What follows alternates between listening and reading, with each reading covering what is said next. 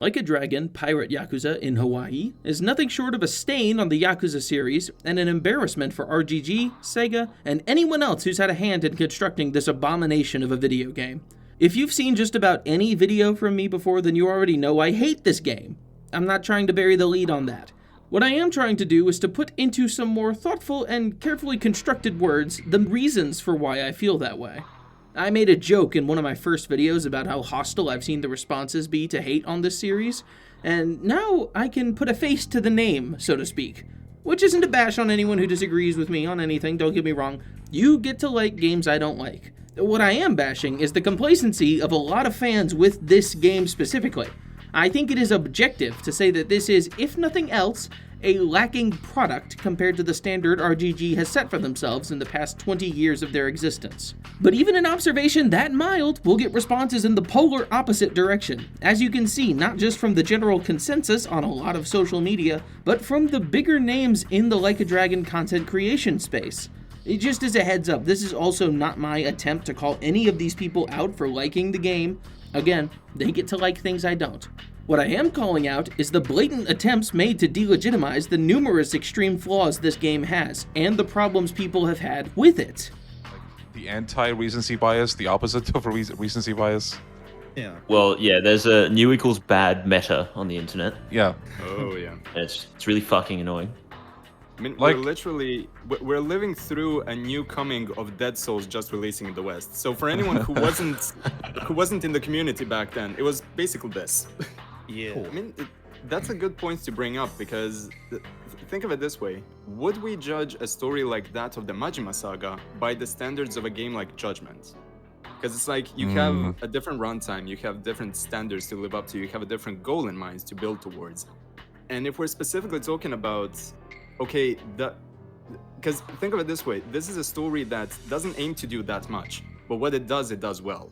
Would that be more commendable than a game that aims very, very high and falls apart at the end? Not saying any names, Yakuza 4, Yakuza 5. It's psychotic. They keep creating new ways Like, to I'm not celebrate putting them in the same mediocrity, category, but if but someone is you need genuinely to exceptional... look at- It does not matter whether things like this are spur-of-the-moment observations. The fact of the matter is that somebody watched this clip back, thought it was an okay message to release to the public, and hit the publish button. And I think that that's a sign of the necessary mindset you'd need to be in to have any praise for any aspect of this game. Because no aspect of it is praiseworthy. The plot is trite, contrived garbage. The characters are all so boring that you'd be forgiven for not realizing how many of them supposedly go through an arc. The writing is disrespectful towards the viewer, the characters, and the rest of the series. The presentation is so completely awful that at no moment does the game manage to look good. The combat is a watered-down mockery of the post-Lost Judgment Dragon engine. The side content isn't even worth talking about, it's so boring and bare bones. The mini-games are almost all reused garbage that was already done to death in previous games. When I say everything about this game sucks, I mean everything. Now then, I think it's about time I get to that everything. A part of me is saying I ought to go over some of the context that led to this game, but I'm thinking that I'm going to hold off on that until I reach something that warrants talking about it. Plus, I want to get really in-depth with my analysis here, without making a fucking 16-hour-long video. Hopefully just maybe a 10-hour video will be good for me. So be warned going into this that I'm planning on doing plenty of very close reads of many scenes in the game. I think it's only fair, considering that earlier entries in this series often hold up to close readings and heavy analysis. Yakuza 4 especially will provide a lot of juicy details to those willing to examine every scene with a fine-tooth comb. Spoilers, of course, and be aware that I might bring up some spoilers for all of the mainline games post Yakuza 7 in the discussion of this game's story. Just be aware that spoilers for anything can happen, honestly. I don't even want to bother with trying to go through it beat by beat. Oh, and hey, if you're already upset about this and are going to leave a negative comment on the video pertaining to its length or its content or its tone, don't worry. I actually have a good solution for that. Just turn your brain off. You shouldn't be thinking about the review so hard. Just turn your brain off and have fun. It's not like the video came to your house and kicked your dog or anything. Just chill out and stop taking it so seriously. Now, let's get this shit started already. I hate intros. Speaking of hating intros, this new RGG Studios intro. I really hate this one. From the first moment I saw this, back when Gaiden was on the horizon, I knew this series was basically confirming that it's just chasing the MCU bag of shallow, constant content and a requirement to engage in every single thing the company puts out for the sake of keeping up with the pointless, terrible story. And much like the MCU, I used to like it, but I pretty much checked out after the main dude left. Then now the main dude is back. Anyway, main menu. I only really mentioned this now because I think I want to introduce a little running segment that I'm calling Name That Other Song. It's the part where I give some thoughts on each song from the OST and then name another song that it sounds like. If I can't think of an immediate parallel, then RGG gets a point. At the end, I'll tally up all the points, and then nothing will happen because this isn't a challenge and it's just me trying to have some fun. Anchors Away, the title screen. Not really much to say about this one, but it does sound like the intro to an Imagine Dragons song, so unfortunately, I must say that it sucks by default. Speaking of things that suck, the title! Like a Dragon, Pirate Yakuza in Hawaii. I'm sure I'm blowing nobody's mind by saying this, but this is not what the game is actually called. The original title of the game is Like a Dragon 8 Gaiden, Pirates in Hawaii. So never mind the fact that the localization team is trying to pass off this game as more than a side project meant to fill a release schedule, they straight up added the word Yakuza for no reason. The point of the game is to be a pirate. The Yakuza are about as irrelevant here as they could possibly be. Like, they're present, but they don't do a whole lot. And either way, weren't we supposed to be unifying the series under this new Like a Dragon label anyway? Isn't that why it's not called Yakuza 8 Infinite Wealth? Seriously, am I missing something here? This is a terrible decision on literally every level. There's nothing here that I would even entertain defending. It's just straight boneheaded. Now on to the actual menu, and the other menu theme, Nameless Traveler. It's more piratey than Anchors Away is, but only slightly. In fact, neither of these themes give me the impression that I'm about to play a pirate game. Think about what instruments you would associate with pirate stuff, accordions, fifes, fiddles, small things, stuff you could pack on a boat. Plenty of rough vocals for the sea shanties, right? So where in that equation does a full orchestra and a chanting choir fit? Well, despite the way I phrased it, there is an answer to that question, and it's Pirates of the Caribbean. In general, the soundtrack for this game is aiming to emulate blockbuster films about pirates more than anything to do with actual pirates. That applies to the whole game, really, in some minuscule ways, and in some ways that make me really scared for where this company's planning to take their future ventures. As for the song, though, it actually reminds me a bit of the melody played by a patriot from Kenzan. Much less interesting and dramatic than that theme, but it carries a similar vibe for me.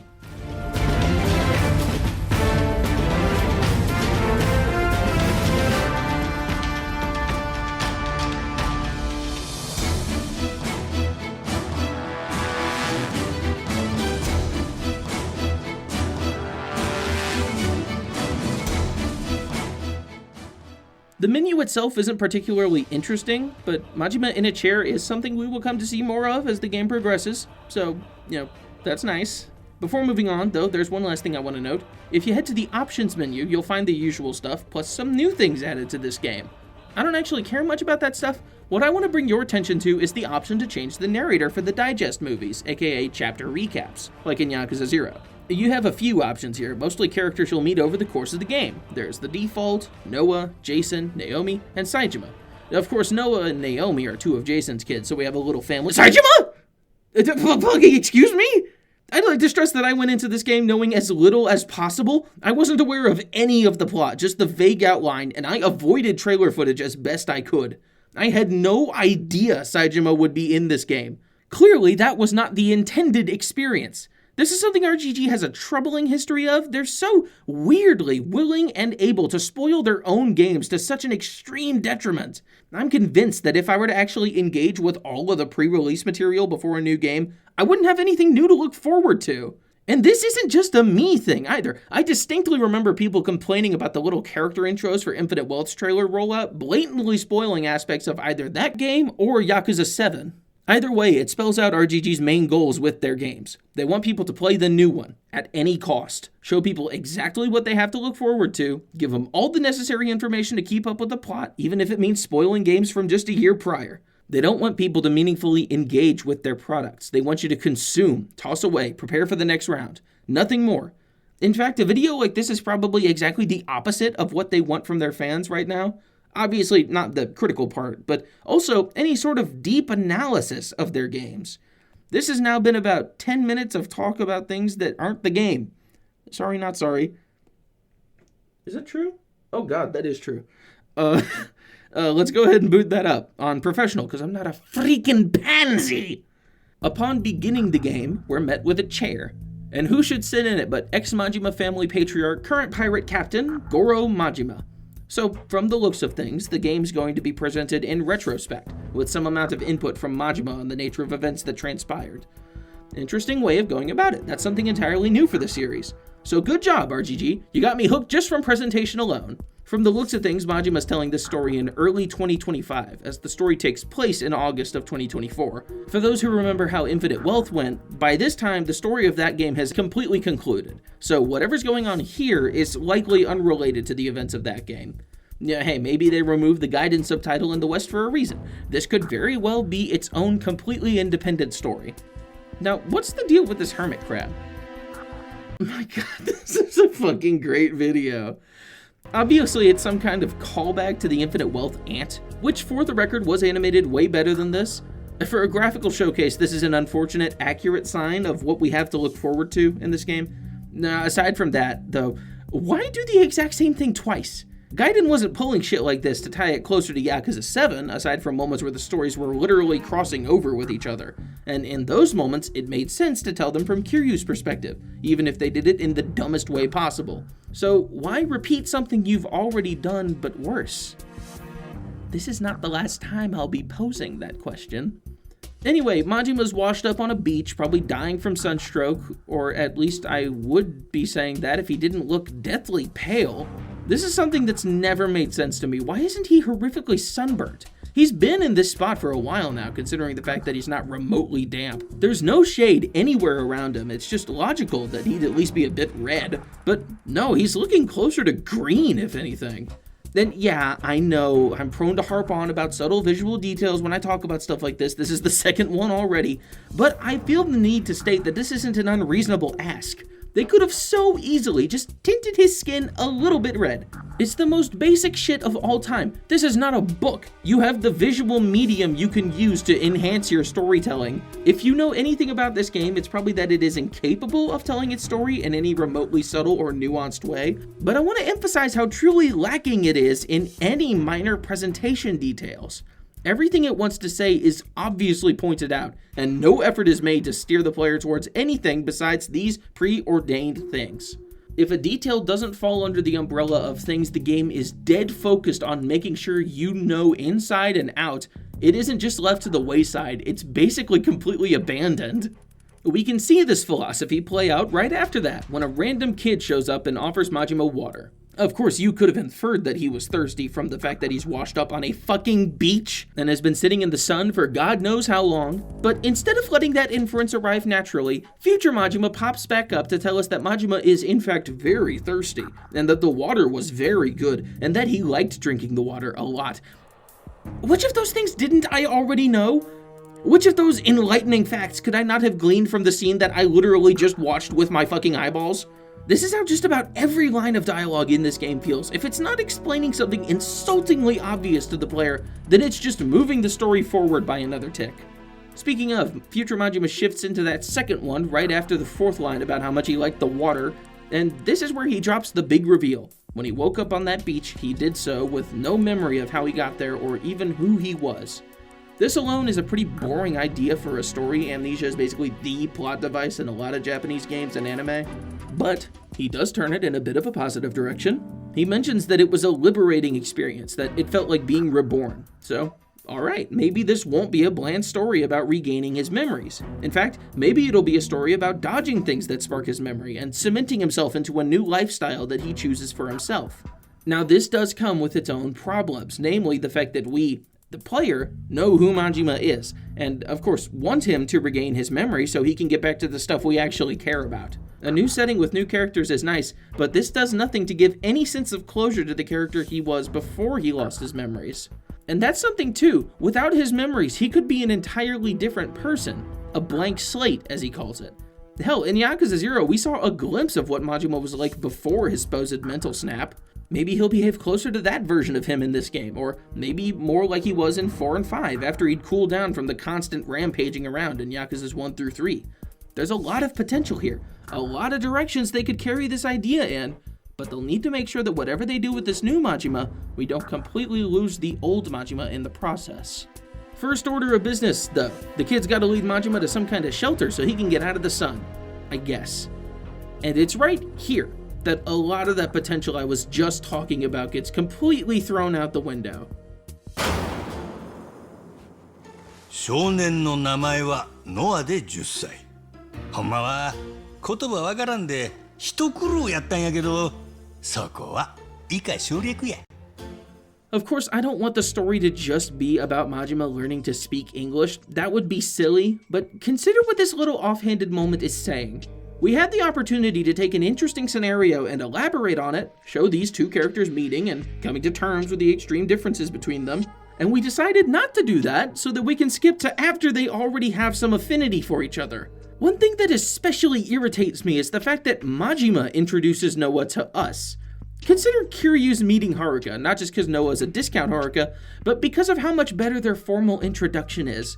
After a string of conflict and high-strung moments, in a brief period of calm, Kiryu tries to get some information out of her, just for Haruka to cut him off and demand that he refer to her by her name. This is such a pivotal moment for the character. It establishes her attitude, her stubbornness, and her refusal to let others hold any sort of authority over her without her consent. You know, if running away from the orphanage didn't already say that. Noah not only gets no such thing, he doesn't even get to introduce himself. His first line of dialogue is telling Majima where he is. His first big moment is delivering plot. If that's not a display of what's to come, I don't know what is. Anyway, he then says he has something that belongs to Majima, which turns out to be the Demon Fire Dagger. Now, I get Noah not recognizing that that's what it is just from the wooden holdy bit, but after Majima takes it out and reveals that that's what it is, he really doesn't have anything to say about that. He was shown to be apprehensive of Majima on the beach, even when he was barely alive. So I don't know if I accept naivete as a good reason for him failing to react to a blade being revealed. This is compounded by him then going into an immediate panic when he sees armed men off in the distance. Like, I get it, those are confirmed dangerous dudes, he knows that, but he really doesn't have that same apprehension for the stranger who just washed up on the beach, covered in tattoos he's never seen the likes of before, claims to have amnesia, and has a knife on him? Again, there was so much potential here for a really good scene of Majima trying to gain Noah's trust, breaking through language barriers and the initial image that he puts off just by looking the way that he does, that we don't get to see. It's not just that we don't get to see it, the game denies us outright the chance to see it. But I shouldn't harp on about stuff that doesn't happen. There's plenty more that does happen that warrants that treatment. Majima and Noah attempt to hide from the pirates, but to poor result. Oh yeah, pirates, by the way. Majima is rightfully confused by that, but before much else can happen, they get found out. この人はおじさんなんです。俺の。Jesus, did they go hard on this kid. I know the Yakuza series is no stranger to hitting children, for as weird as that is to say aloud, but I think this is the first time I've seen a grown man kick a child in the face while he's already on the ground. These must be some real ruthless types. Oh, Noah has asthma, by the way. That'll be relevant later. For now, though, Majima's instincts tell him to fight back, and we actually get a pretty good moment out of this, dialogue and all. We can... ごめんね、おじさん。いや、俺がどこの誰でも関係ない。ここで何もせんかったら男ちゃうわ。We can see one of the themes of the game being brought up here, ideals that are worth sticking to regardless of who you are. Not to mention there's some actually great mocap work and animation going on here. One small detail that I love is that the pirates don't draw until after Majima does, and it only makes them all the more menacing since they heavily outnumber him. And with all that settled, it's about time the game gets started for real. 調子に乗るんじゃねえぞ。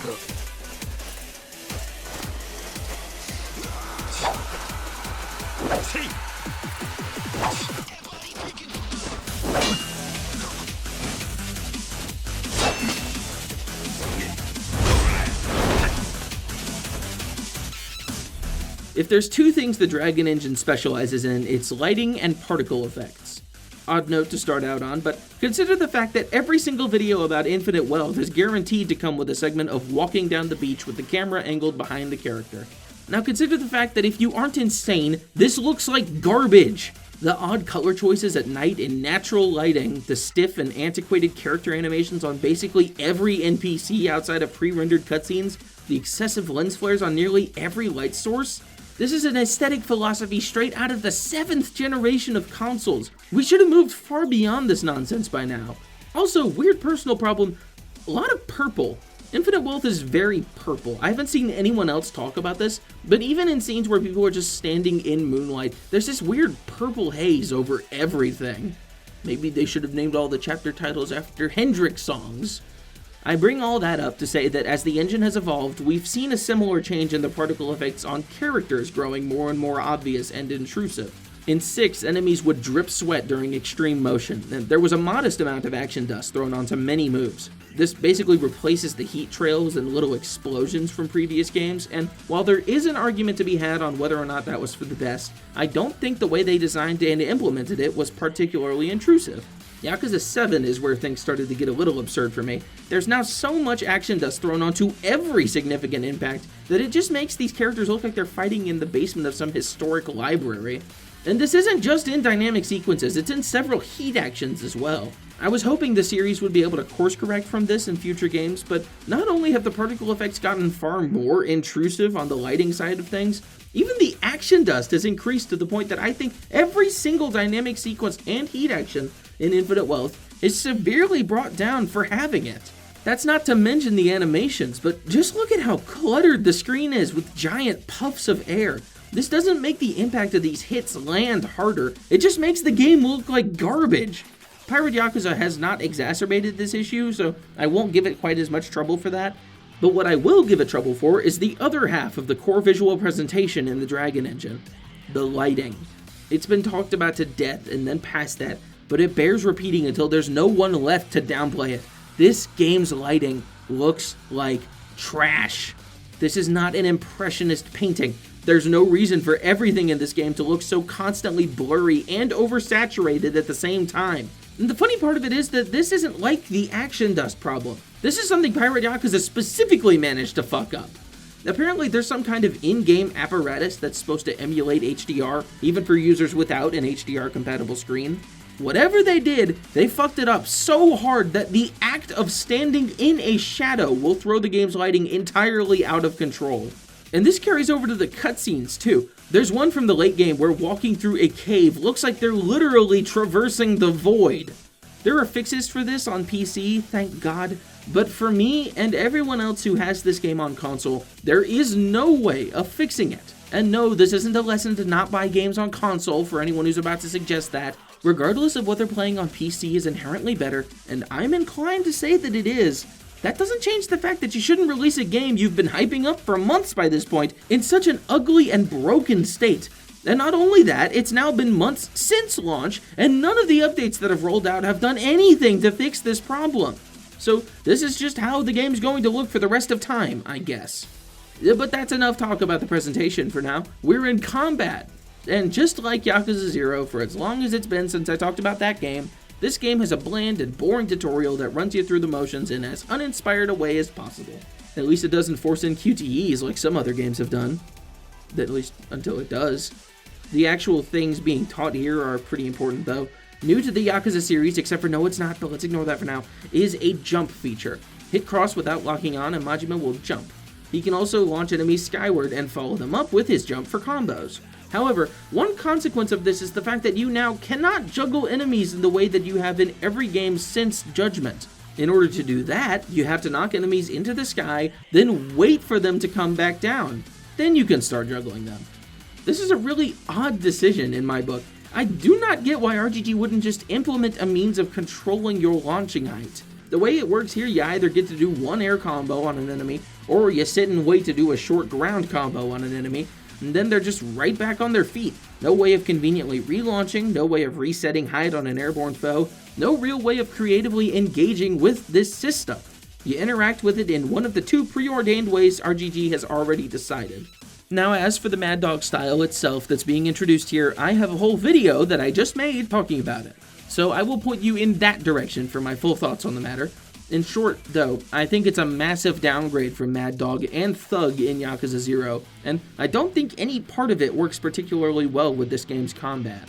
A big part of that is the half-baked integration they did with the knife. It only results in weaker finishers due to the fact that it can't break guard. If this weren't a tutorial fight, all of these dudes would be blocking till the cows come home, and you'd have no real way around that. In fact, speaking of blocking, I'll take this time to mention something I didn't go over in the Mad Dog video, because you might be thinking there is a way around that. Grabbing. Except there isn't. Grabbing just doesn't work at all in this game. If an enemy is doing pretty much any kind of animation, you cannot grab them. This has been a thing since Lost Judgment, but at least in that game and in Gaiden, the game had a little bouncing off animation to indicate the grab connected, but just didn't work. That animation isn't in this game for some reason or another, so it just feels all the more unresponsive. And this is compounded by the enemy AI itself, but again, that isn't best displayed in a tutorial fight, so I'll bring it up in a more fitting environment. With the tutorial wrapped up and Keith and his buddies stomped, we can now move on to the second tutorial. I would make more of a stink about this, but this has been a thing since the second game, so it's not worth it. Besides, this leads into the other main thing I need to discuss, the heat bar. The one heat bar. And I just know there's some cretin out there thinking to themselves, oh, well, you're such a big fan of Yakuza 1, so obviously going back to one heat bar is something you'd be praising. No, it's really not.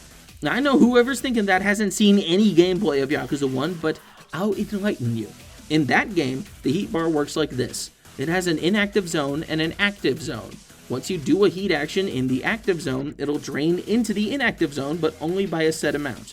This means that if you do that heat action when the bar is completely full, it'll only just barely drop into the inactive zone. So if you keep up your combat momentum and don't abuse heat actions, you'll be able to keep performing them constantly with little time between them. No need for an in-game timer because you could simply just use more of your heat to accomplish it. And you can get upgrades that make it so the heat bar drains slower, takes longer to begin draining. It's a fantastic system. If this game worked like that, I would be stoked. But it doesn't. In Pirate Yakuza, it works like every other Dragon Engine game. You fill up the heat bar, it fully drains when you use a heat action. 3 problems here. 1, like I said before, you're limited to just the one. So don't expect to be able to use more than 2 or 3 heat actions per major encounter. On the street, you're likely only going to use just 1 per encounter, and that's if you go into it close to being full. 2, it fills agonizingly slowly. Without being drunk or having any rings to help it build, this heat bar fills about as slowly as the ones in Gaiden, if I had to guess. Potentially slower. So you'd better know exactly when you want to pop one off, because it'll be a long time before your next one. 3, unlike Gaiden, there is no way of changing how this heat bar works. At least so far as I'm aware, there is no equivalent to Indra's amulet in this game. So that thing that made Gaiden's heat system actually somewhat tolerable, you just don't get that in this game. Put all that together and you basically just gutted the entire system of heat and heat actions. Good job, RGG. I sure hope you managed to do that to some of the other features of the games that have existed since the PS2. Oh, there's also the Madness Gauge. I talked about that in my Mad Dog video. Basically, it's just this game's version of Extreme Heat, except for it's not linked to heat, it doesn't give you any significant bonus, but making crowds slightly, very slightly easier to manage, and it now means that taunting is useless. It fills the Madness Gauge, not the Heat Gauge. I think it does, anyway. If it doesn't fill the Madness Gauge, then it just doesn't do anything. I don't even know why they bothered changing this. How hard would it have been to just make it charge both? Even the music here isn't really that good. This is the game's significant generic battle theme, Defiant Strike, leaning more towards generic than significant. There's a joke ripped straight out of the music video I mentioned earlier. As for some meaningful analysis on the song, I can't offer much. Wait, did I mention that? I made a video about music, okay, now I mentioned it. It's just sort of boring. One thing I can offer that's different from that other video, though, is a new comparison. Again, had I listened to the song for longer than 30 seconds, I would have had a way better example. That being Scarlet Scar by... I said the wrong one, guys. It's One-Eyed Slugger. Still not exactly a one-to-one, but it's a lot closer than the one I gave in the video, even if that one did share the rhythm of the song more than Scarlet.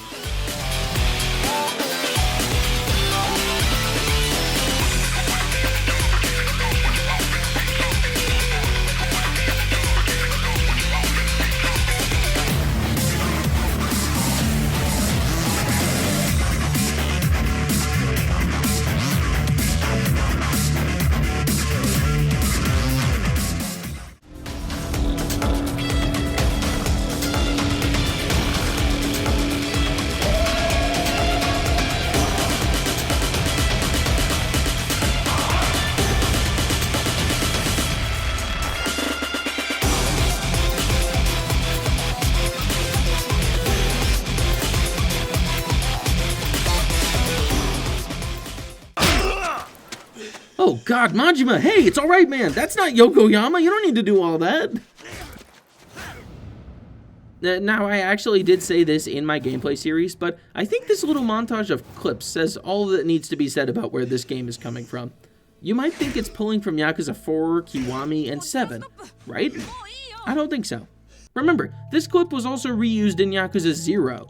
And when it comes to the way Majima's characterized in this game, the PS3 games are the last thing that comes to my mind. We'll see something later on that gives me a similar feeling. Or rather, someone. But yeah, this is basically the most we'll see of the PS3 games in this game, and I think that's all for the worst. Because here's the deal, Majima wasn't really a character in 2 of the 3 games shown here.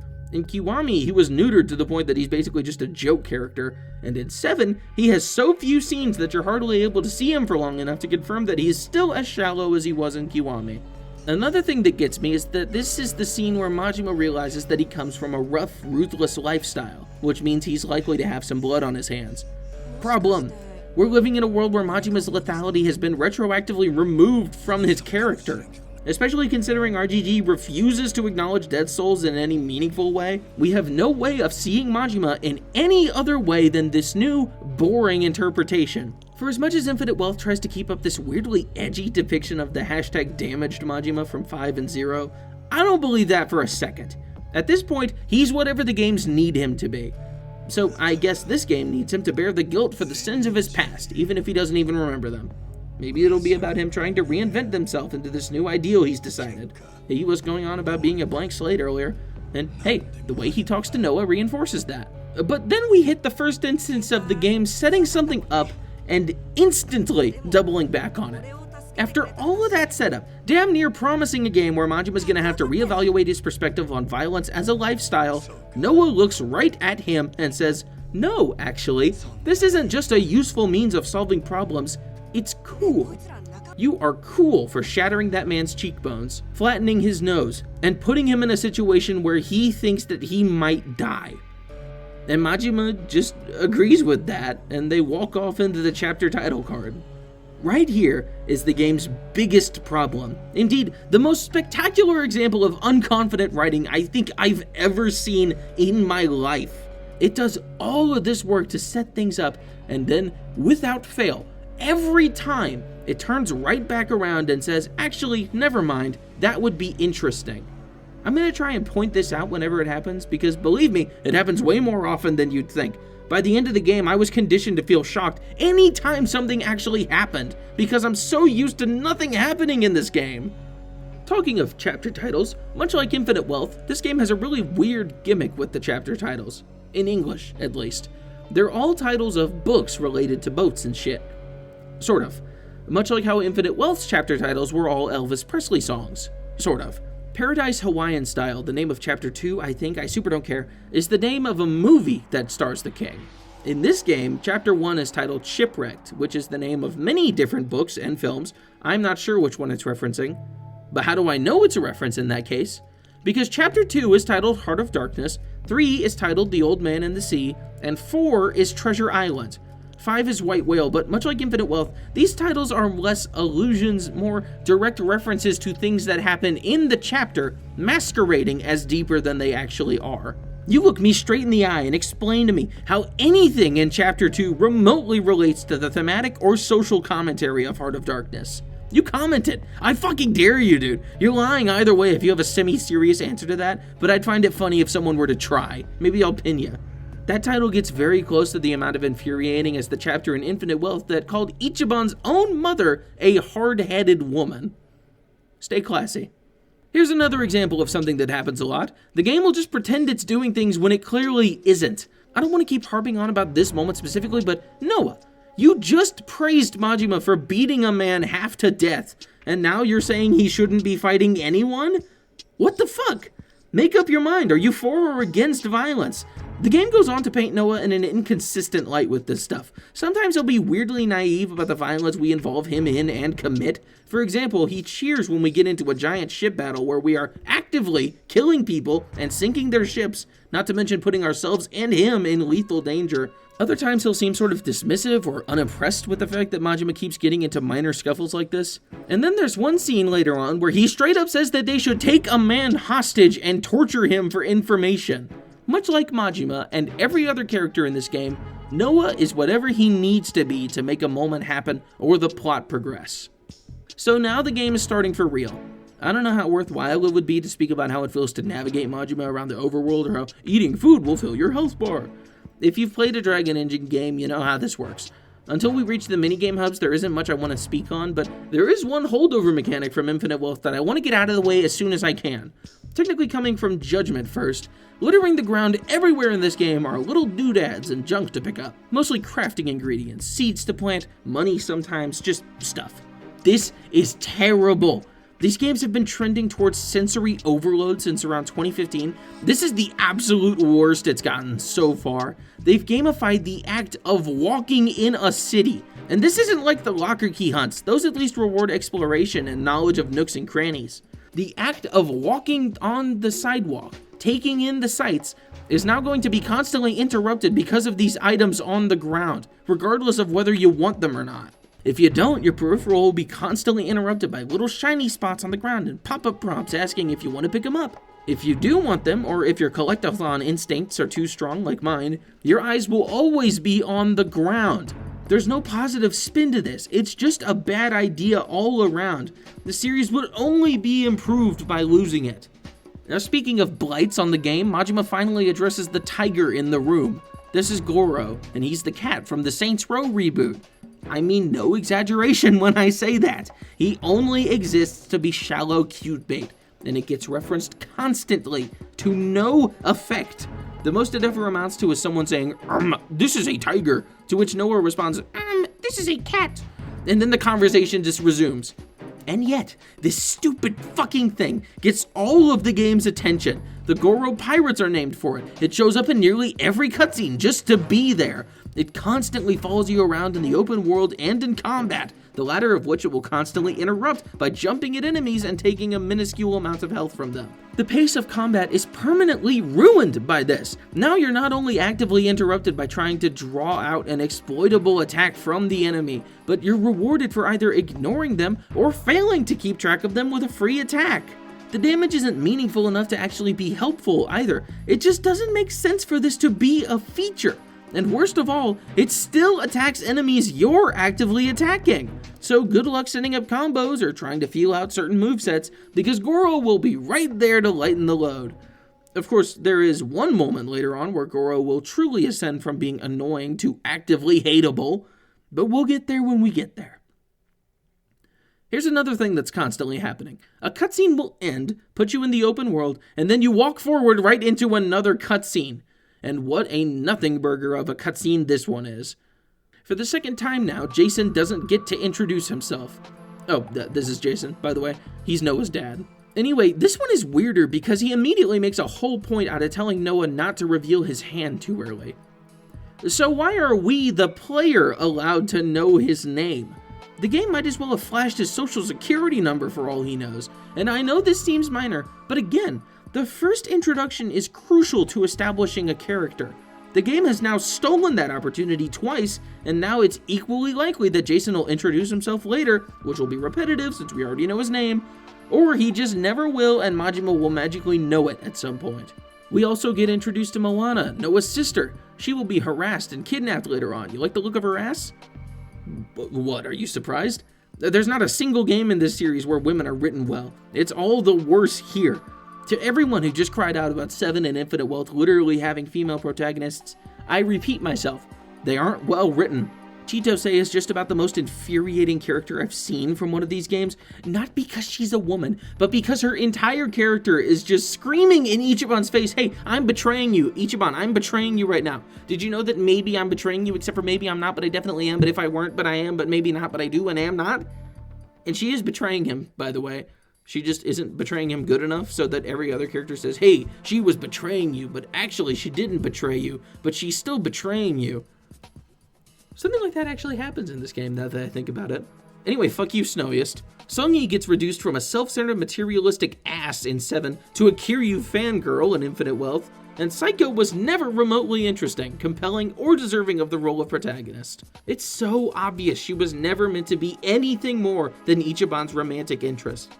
But at least those three are all somewhat capable in combat, and given actual screen time, no woman in this game manages both of those things, and only one manages one of them. You might wonder why I'm not going to go over anything from this scene, and here's why. We've just hit the part of the conversation at hand where Majima pauses the game to recap everything that just happened. Jason is protective, and Noah is naive. Every single conversation in the game has a moment like this, where progress stops so you can read a recap of what just happened.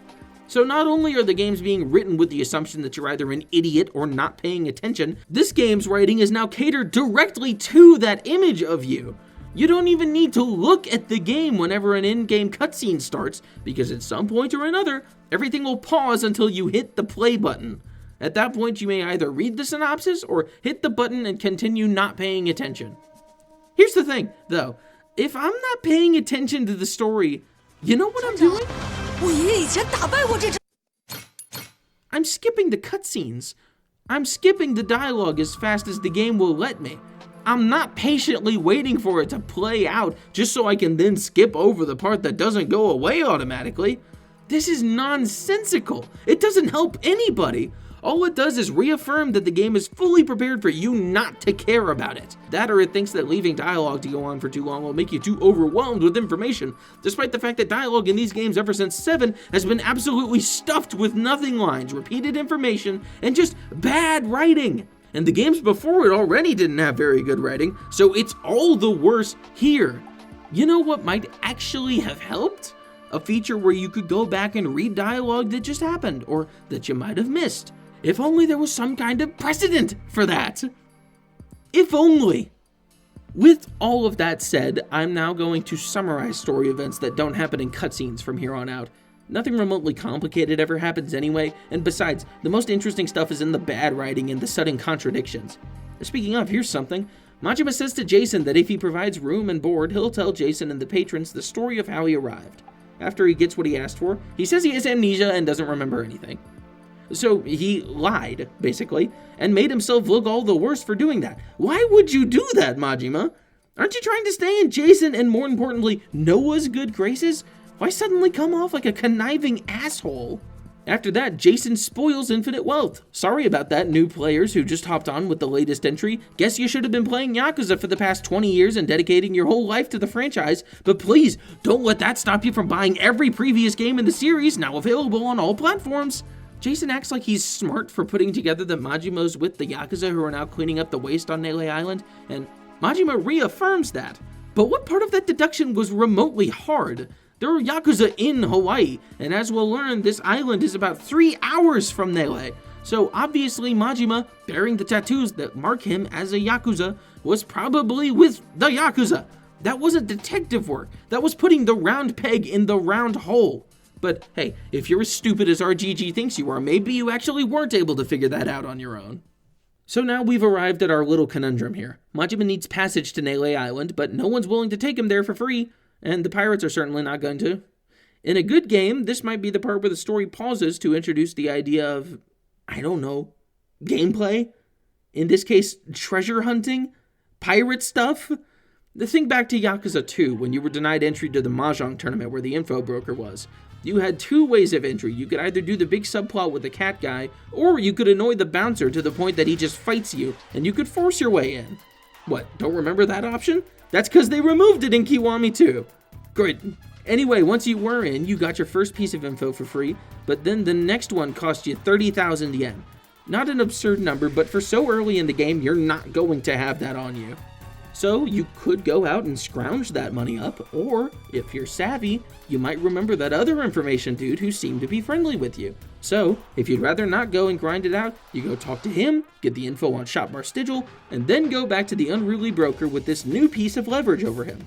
It's a really creative little sequence, and it's part of why Yakuza 2 was such a leap ahead of the first game in terms of story presentation. There were all these little moments of actual detective work, bits where you got no hand-holding, no objective marker, that required you to actually think about the world and solve your problems using know-how and knowledge of the environment.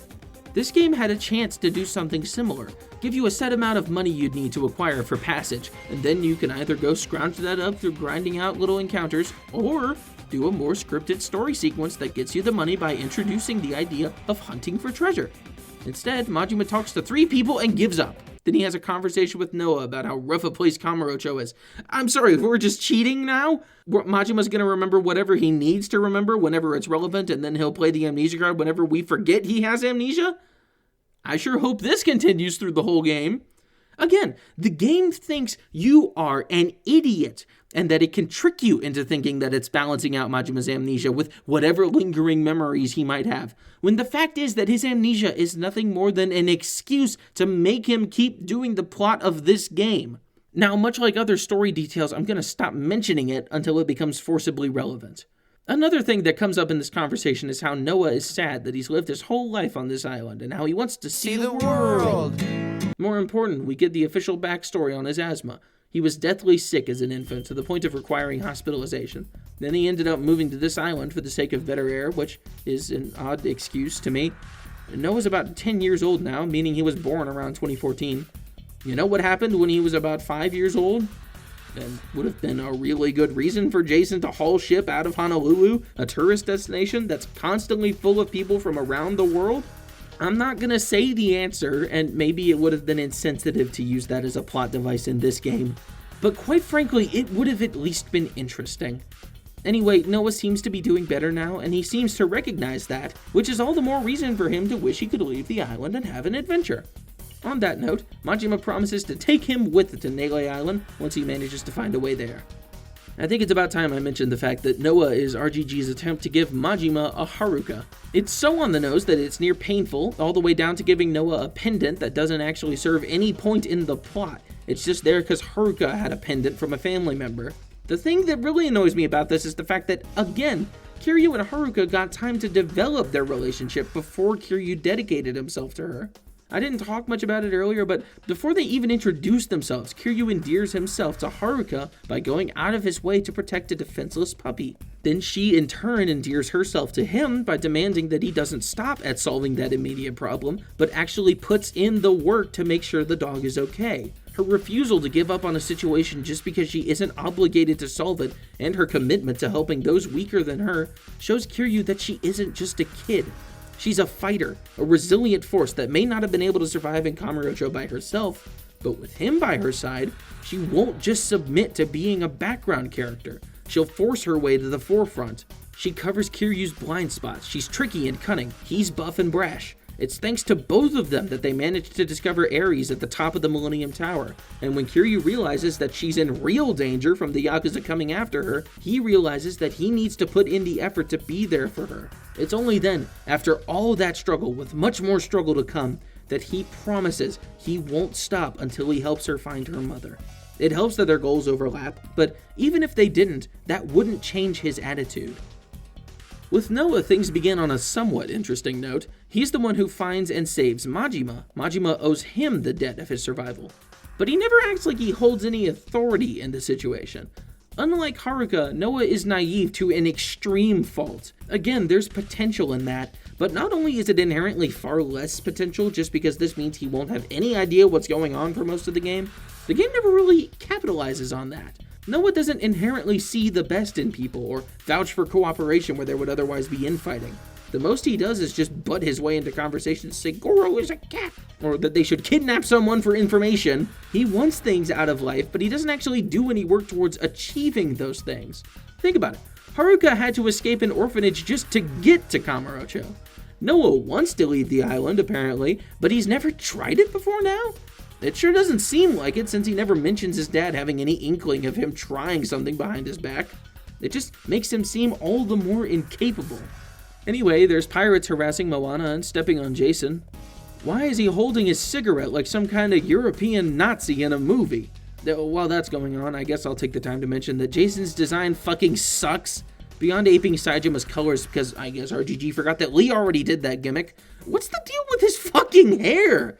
This Gen Z comb-over would look out of place on anyone his age.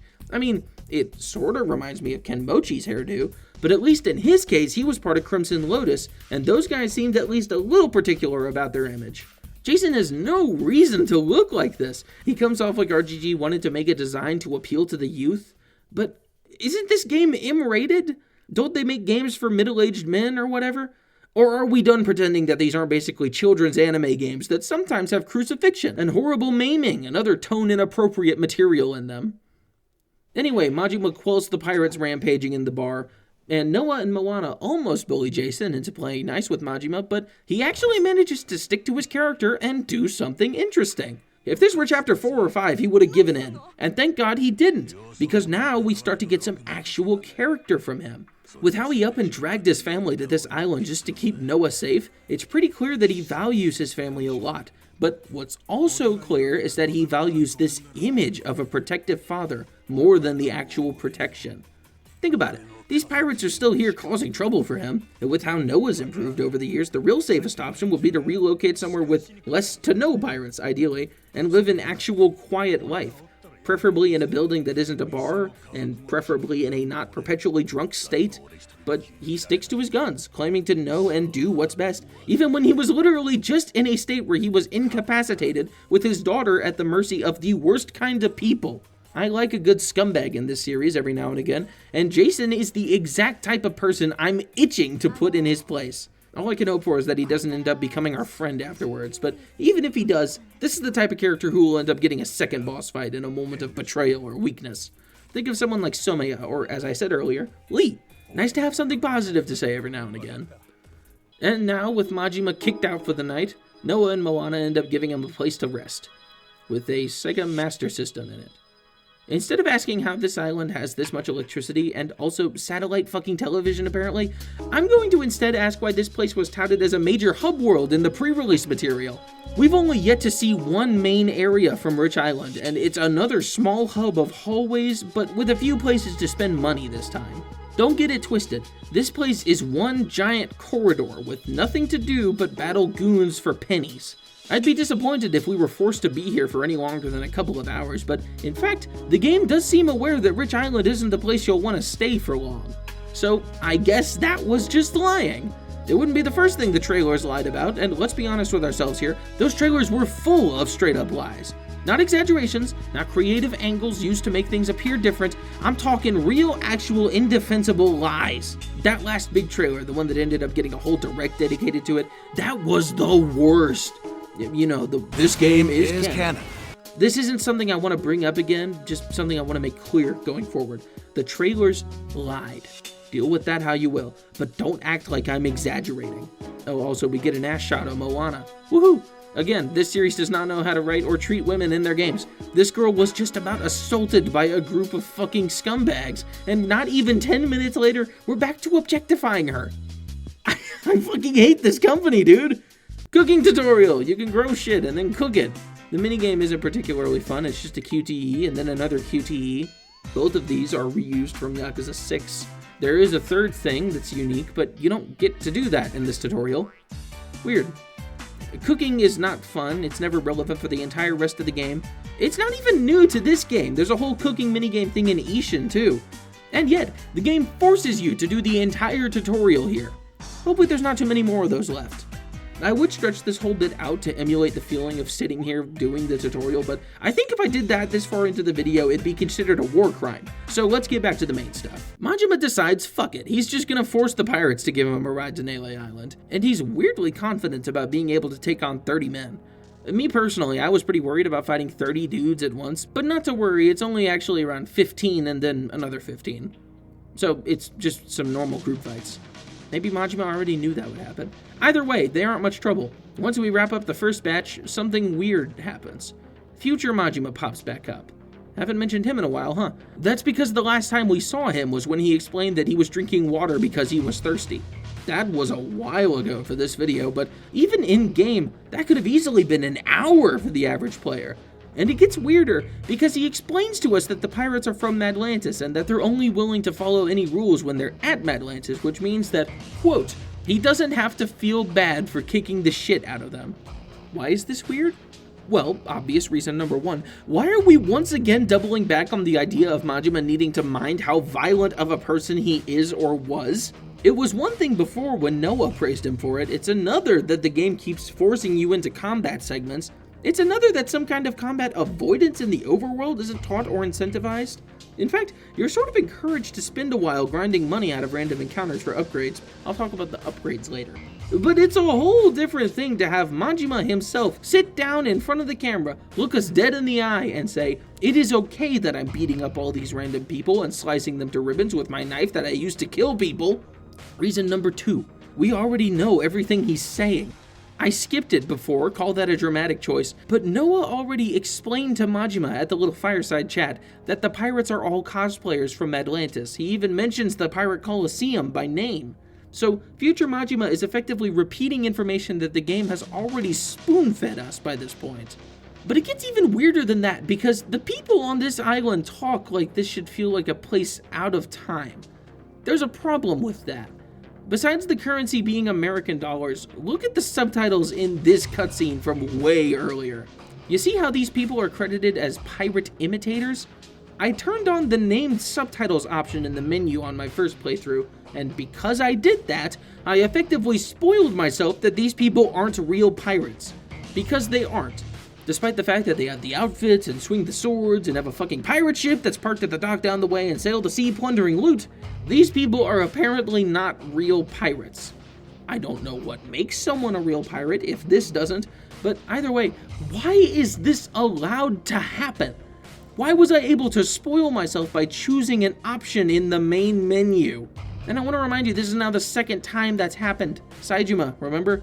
It speaks to how haphazard the development of this game must have been, and either due to a lack of passion, time, or both that the dev team had. And me personally, I usually just blame the time constraints, but this whole game is lacking a passion that I felt just one game prior in Infinite Wealth. I say that despite hating everything about Infinite Wealth except for its gameplay. Now let's get to the pirate ship. Actually, let's go do this other thing, I guess. A random guy shows up, tells Majima he can't actually take on 30 men. I thought we already faced 15, but okay. And then says we should go shopping. Then Noah points out that it's his shop, and then Majima makes some statement about that. And then Noah says they should go shopping, and then Majima agrees they should go shopping. This is painful. This is so fucking painful. People kept getting on my ass about skipping dialogue in my playthrough of the game, but I'd like to reiterate once again that this is what I'm missing. Empty words about meaningless bullshit with a pun thrown in sometimes. Even with main characters, I repeat, I am condensing all of these conversations to their most essential parts. Every single one of them lasts about 5 times as long as they need to, both thanks to the bloated writing and the extra time it takes for voice actors to deliver this dredge. Whatever. From here on out, I'm going to be a bit more laissez-faire with the dialogue. How many times am I going to say that? Oh my god. Speaking of dredge, I think my brain is turning into that, because I'm here wondering why they reused the chicken bit for what must be the second or third time now. Except this time it's Majima doing it, so I guess it's different. Wait, actually, before that happens, we get to see the worst thing ever! These little dialogue pop-ups. They're already not very good in the RPGs, but at least in those games they're mostly opt-in, and their whole purpose is having little jokes and banter in them. It's a little window into the party composition when they're not in battle or the main story. In this game, they're used to make you sit still while they finish, after which point you realize nothing of value was said. This will not change. Every single time these things pop up, nothing of any importance is said in them. And even then, at least in the RPGs, they get little friend points for that, you know? You don't get any of those here. And if you have the gall to get interrupted by a fight while they're happening, they just start the whole thing over again. Anyway, chicken joke. Goro Kingdom tutorial. This whole conversation between Majima and Noah is honestly uncomfortable. It's only a step or two removed from straight up having a tea party. I mentioned before that the games have gotten really immature in their writing, and stuff like this is a prime example of that. Majima is over 60 years old when this game is taking place, regardless of his memory, and regardless of whether he was even 20 years younger than that. I don't want to see a grown man playing make-believe with a fucking 10-year-old! So now after that 10-minute diversion amounting to less than nothing, we can walk forward 10 feet and get a cutscene. Pirates are bombing the water. If only we'd arrived like 5 minutes earlier, maybe we could have prevented that. Too bad I was having so much fun with the Goro Kingdom. I want to feed my chicken awesome food. There's a Keith fight here, and he's reusing the fake Watase moveset, I mean the Lost Judgment Bat moveset. Mortal Reversal tutorial. Oh my god. Not much to say here, although the timing for the reversal has been greatly reduced from Gaiden and Lost Judgment. Now it actually takes some effort to land, which I guess is nice.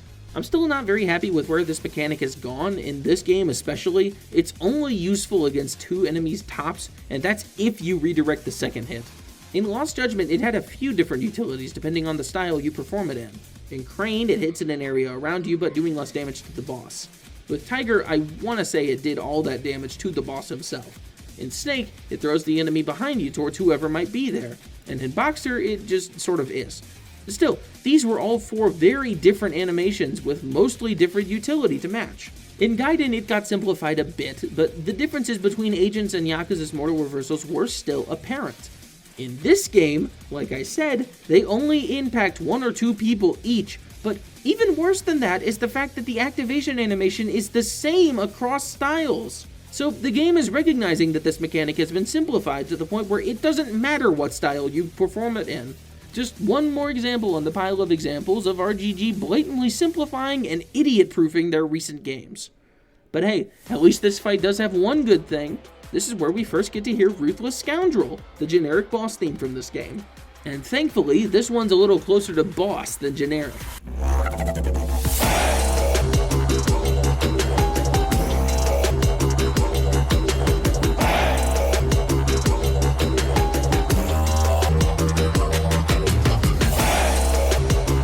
I love the instruments used here. The didgeridoo especially gives the song a real islandy feeling. Not a word, but it works better than tropical, seeing how Australia isn't exactly in the tropics. I also like the little chanting vocals thrown in on top. This is the first song on the soundtrack that I'd actually say sounds like a Yakuza theme with some pirate flair added to it. Sucks to say, but most of the soundtrack does not stack up to that description. That said, there's a few that'll give this one a run for its money, one of which will come up soon. Oh, right, the sound alike is Barracuda from Infinite Wealth. Barracuda.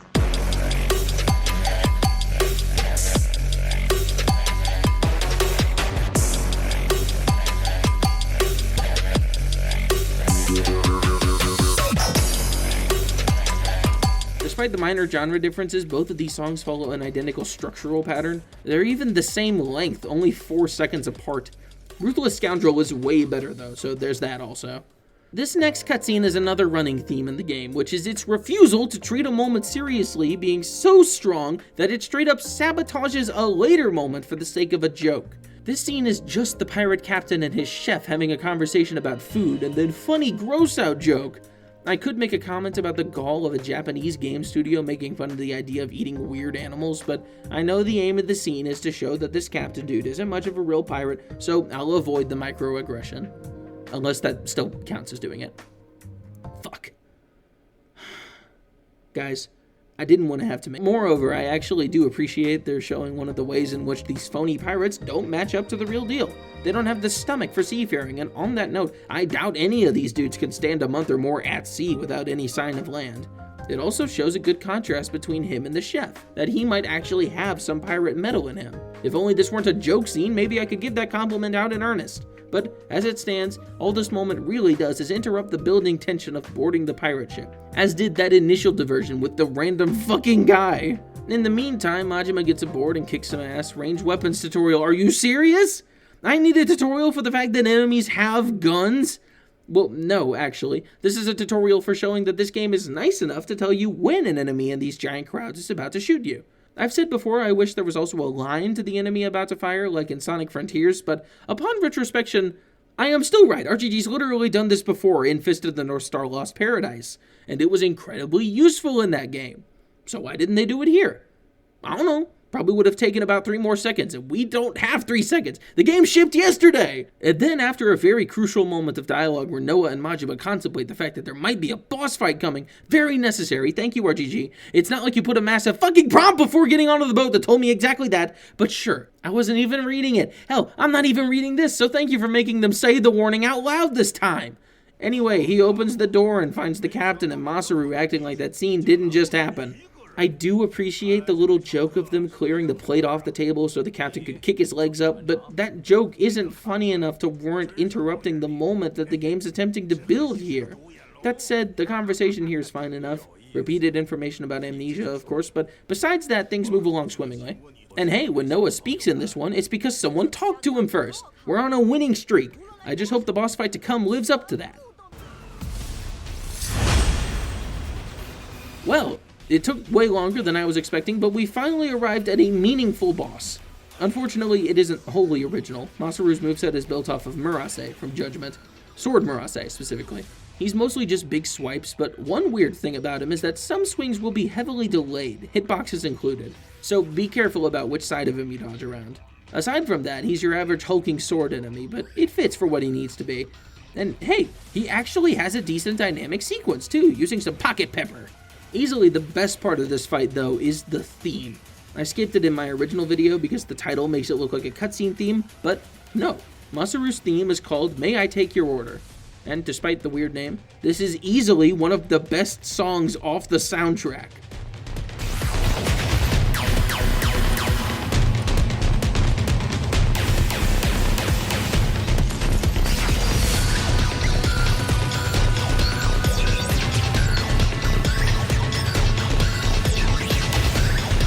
Once again, it's a Yakuza theme with pirate flair, like a much more energetic Ruthless Scoundrel. It's entirely electronic in the main melody, with some very powerful percussion and what sounds like a fiddle in the background, along with some more chanting in the didgeridoo. Later in the song, the pulsing electronic stuff gets replaced with what almost sounds like super distorted bird calls. This sells the pirate aesthetic so well. It's just about perfect for what it needs to be. I'm so upset that I missed out on getting to listen to this last time, both because it's great and because I instantly know what song it sounds like. And this one's interesting because it's not even a Yakuza song.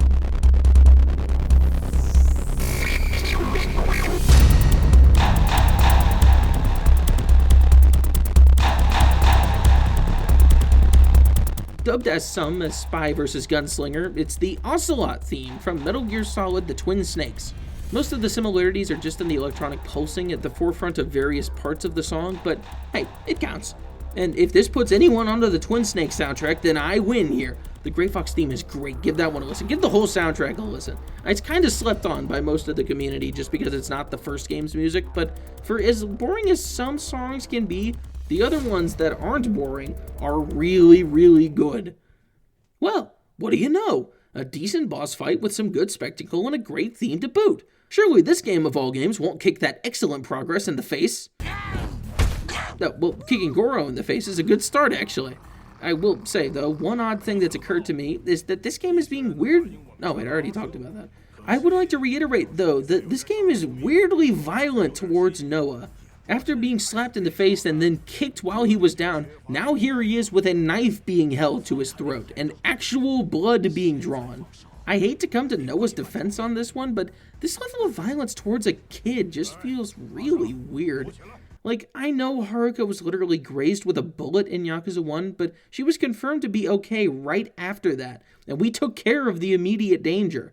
Watching blood drip down a 10-year-old's throat while he's having an asthma attack as he's being held hostage by a guy who's vividly describing what'll happen if he lets his hand slip a mere inch, it just feels weirdly over the edge.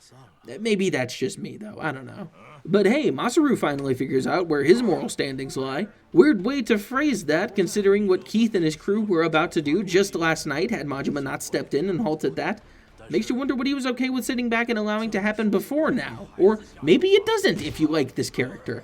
Either way, time to fight the pirate captain. Majima spends a bit too long humoring this little pre-fight speech for someone who's supposedly trying to get payback for cutting a kid's throat. But oh well. Lengthy, pointless dialogue is hardly new for this game, let alone this series. And what do you know? Another boss fight. I really wish this one had been the debut for Ruthless Scoundrel, at least then it would have something in its corner. As it stands, there's nothing good about this. We get introduced to the new worst gun moveset in the entire series, and it's not even for how bad the shooting is. It's purely off of how much this moveset uses unbeatable super armor. Whenever the captain is aiming, shooting, or running away, he will not flinch, nor can he be grabbed. So you're playing his game, and it's not a particularly fun one. Not much to say here, besides that, it just sucks. Oh my god, a normal cutscene! How long has it been? And hey, the entire rest of the crew that we beat up is rematerialized on the deck. I would complain about that, but between the fight that we just got and that fight with a bunch of invisible walls, I'll take the lesser evil. Anyway, the captain runs off, leaving Majima to make like the Santa Claus and assume the role of new captain. Apparently, it just works like that. Now, who am I to judge? I'm not the pirate here.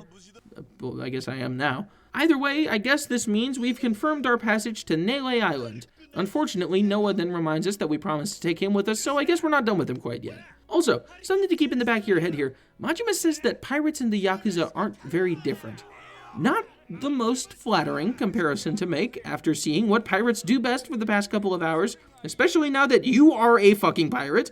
But hey, hopefully Majima doesn't decide that he's fine with plundering innocent populations for loot and sexually assaulting any woman he sees. Even though his men just told him that part of their conditions for being happy are being provided with women. Women just love pirates, they'll all come consensually. One problem before they can get moving, they need a navigator. Apparently Jason could do that, but since he doesn't want to see Majima anymore, I guess that's not an option. Not to worry though, Masaru's ready to beat him up and force him to join the crew. I mean, he drew his line at children earlier. I guess that doesn't exclude the possibility of him being fine with this violence. And hey, I'm not either. And only Noah voices discontent with this idea, so I guess Majima would have been fine with it too. A funny note, also, Masaru's now the only main character to introduce himself in any formal sense. Majima learns his name when we learn his name, barring the other captain calling him that earlier. I refuse to call him Jack the Collector. That's fucking stupid. Speaking of fucking stupid, I can't believe I didn't talk about this earlier. The entire conceit of this game is that there aren't actual pirates in it. It's just that everyone's pretending to be pirates, and the only reason that Majima is now a pirate is because he needs to make a 3-hour boat trip.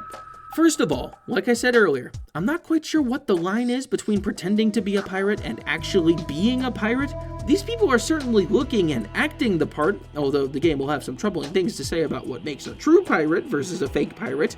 Disregarding all that, though, there's the problem of this whole setup for a Yakuza game having pirates in it, easily being one of the lamest, most contrived things I've ever seen this series commit to, and so heavily at that. It's not that there are actual pirates in Hawaii, like the name would suggest. That would be absurd.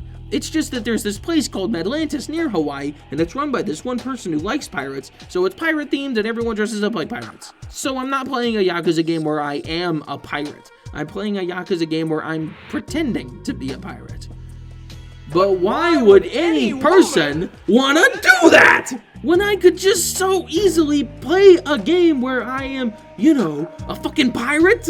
I know this series has been getting a lot of Assassin's Creed comparisons lately, not undeservedly so, but I want to make one that I don't think people have made yet. Do you remember the Assassin's Creed movie? It made the rounds back around 2016, complete garbage. I remember seeing trailers for that movie and thinking it was really dumb that the plot of the film was that this random dude was basically cosplaying as an assassin, instead of just making the movie about assassins, like I assumed the games were. Yeah, little did I know, huh? Later on, I would learn that the series is just like that. You don't actually get to play as the assassin, you play as some other moron in our time period pretending to be an assassin.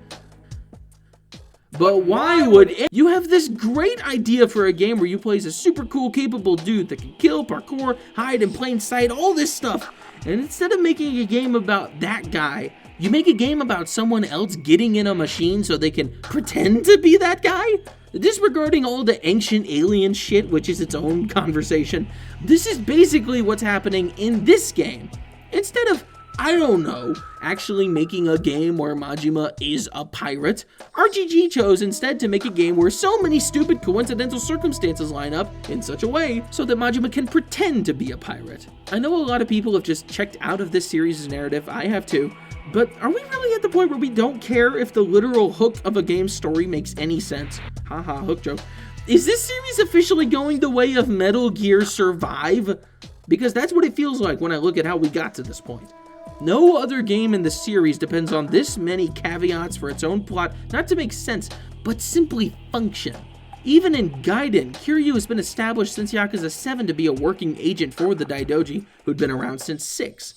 For as absurd of the idea as Secret Agent Kiryu is, at least it has a precedent within the world of Yakuza.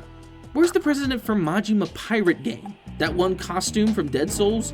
The fact that he wears an eye patch? Is that why none of the other pirates in this game wear eye patches? It's so that he can get made fun of for it?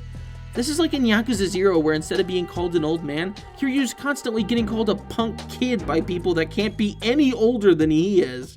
And to those who would tell me I'm taking this too seriously, are you dumb? Are you actually stupid?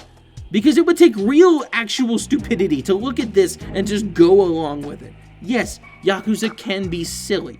Yes, Yakuza is hyperbolic and absurd. No, it does not make sense for a series which has, up to this point, remained grounded in some kind of real-world logic to suddenly up and decide that this entire pirate society's just existed for however long, and that's why Majima's just a pirate now. This is not the Ueno Seiwa clan. This is not the Jingguan Mafia. This is an ocean full of people pretending to be 1400s pirates that just apparently exist here, not because they always have, but because of some random rich woman who's into the idea of pirates. Imagine instead of Ichiban having gamer brain, which is also stupid and a dumb explanation for that game being an RPG, instead of that, imagine that he had been invited to this big convention where everyone pretends they're in an RPG so that he could pretend that he's also in an RPG. That's what this is. I'm not above, by the way, time travel and a plot. I'm not above just saying that this is a dream. All I want is for the game to commit to one direction or the other. Either make these real pirates or don't make a fucking pirate game. I don't want to be a dude playing as a dude pretending to be another dude. If Majima's going to be a pirate, then I want him to be an actual pirate. At least that would require some creativity in the setting and the gameplay. My brother said it best himself. Just make the plot of the game that Professor Minamita invented a time machine, and then Majima gets sent back to the 1400s to be a pirate with actual real pirates. Even in Assassin's Creed 4, you weren't playing as an assassin pretending to be a pirate. You were playing as a pirate who becomes an assassin. I think. I haven't actually played that one. I'm gonna cut myself off here. I have so much more I need to say about this, but that can come later. For now, have a look at this cutscene combined with the music and consider that this M-rated series has basically become a Disney Channel cartoon for babies.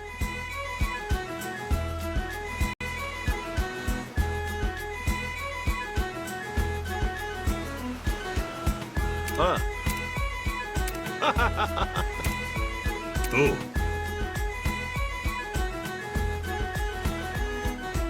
I took a break for a bit and I'm back recording now. I apologize for the nostalgia critic freakout moment. I think that's the point where I realized I needed to calm down. You know. Sorry. I have a latte. Oh, look, it's everybody's favorite guy. Noah tries giving him the good news about the pirates being gone, but then Jason has the gall to say that we just took a chunk out of his business clientele and that we weren't considering him in this course of action. With every word out of this man's mouth, I just want to hit him even more. What do you mean we took a chunk out of your clientele? This clientele just came to your bar 18 hours ago for the sole purpose of cutting your throat and having their way with your daughter. Bullshit, whether you like him or not. No half-decent father serves any of those people again after that encounter.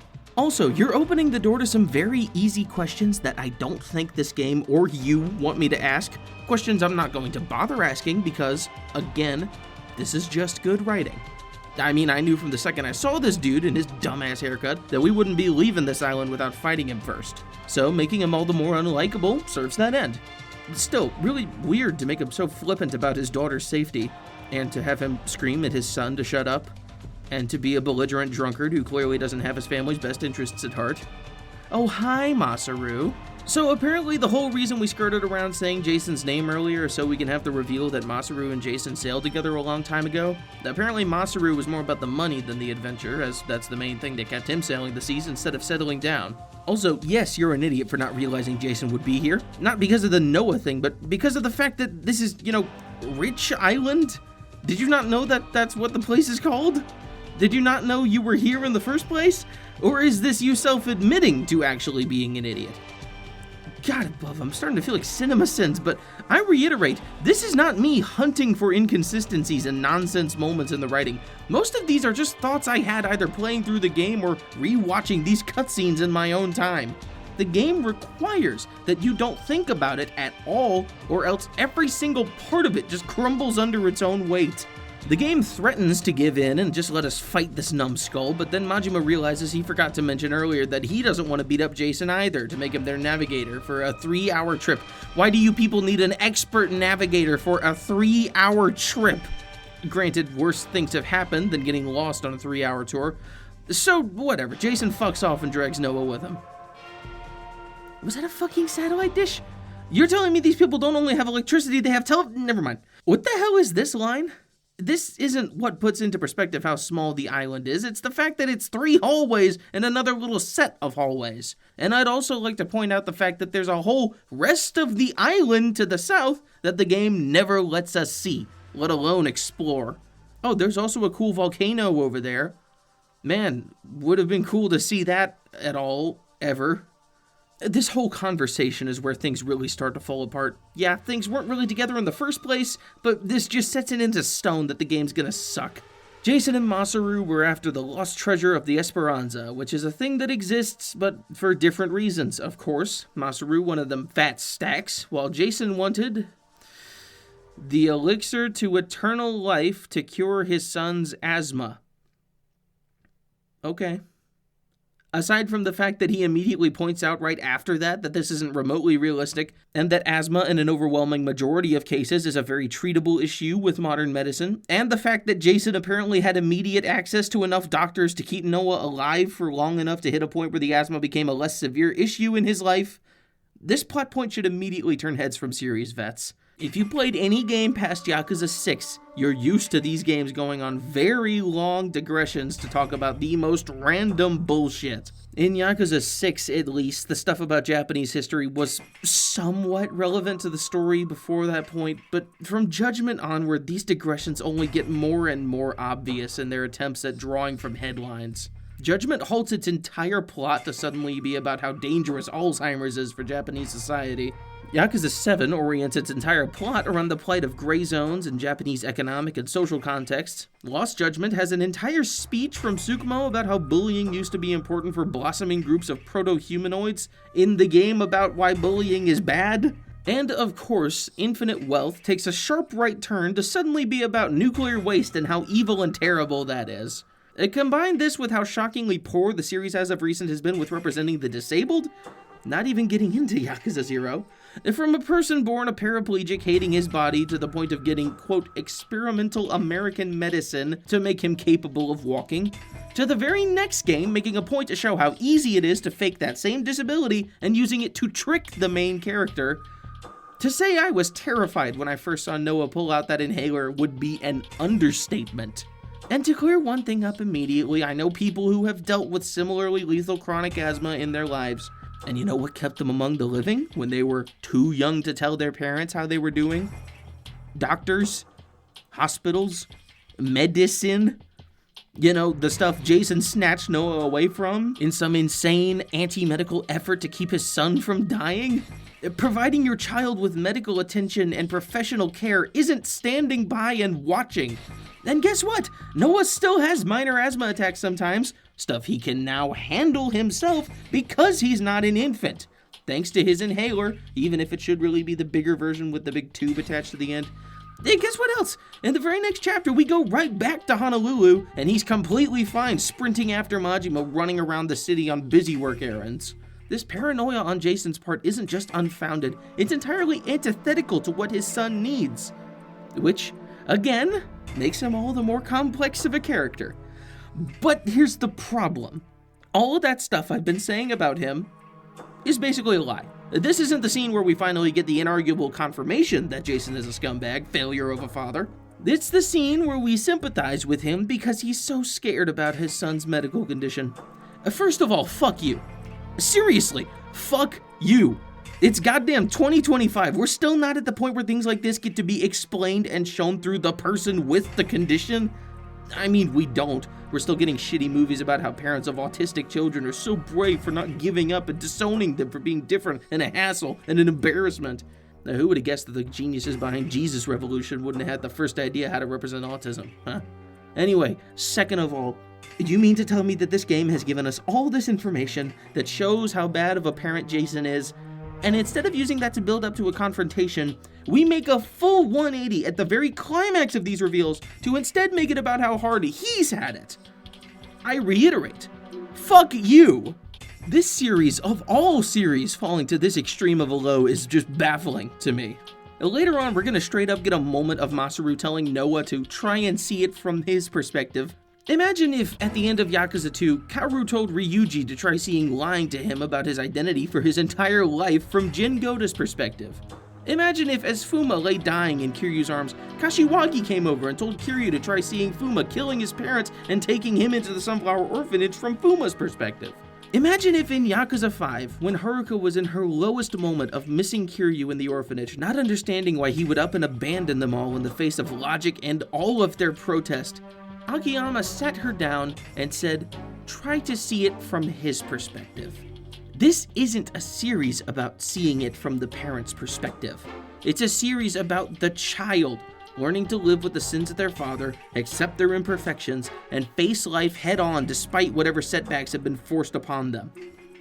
The scene continues to be bad from here on. More pointless dialogue. Majima suggests that they just drop the Nele Island stuff and go treasure hunting instead. Even more backstory about how Masaru and Jason fell apart after some incident where a member of their crew betrayed them. Further reassurance that everything Jason's ever done has been for Noah, and it's really sad that he failed at curing his son's asthma.